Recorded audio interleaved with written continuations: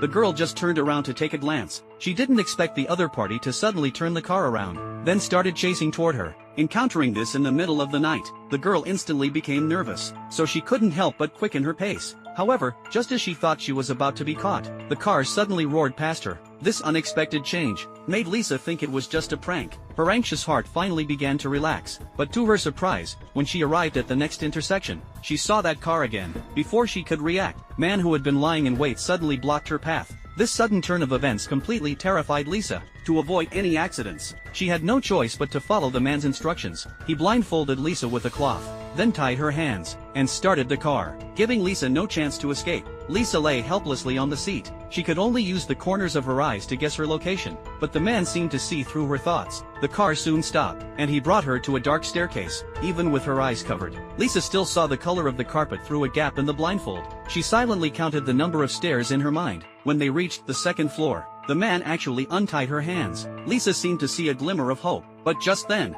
she saw the tool in the man's hand. The hope that had risen in her heart instantly collapsed. Lisa knew very well what was about to happen, but she didn't dare to resist. 30 seconds later, the man tied Lisa up again, to prevent her from trying to escape. The next day, Lisa's grandmother came to the police station to report her missing. She claimed her granddaughter hadn't come home in 2 days. But what no one expected was, the grandmother didn't come to the station out of concern for Lisa's safety, because this seemingly kind old woman was not a good person. At over 60 years old, she had a 40-year-old boyfriend, and both of them were lazy and greedy. So Lisa had to keep earning money to support her grandmother's spending. Now that Lisa had suddenly gone missing, it meant the grandmother had lost her source of income.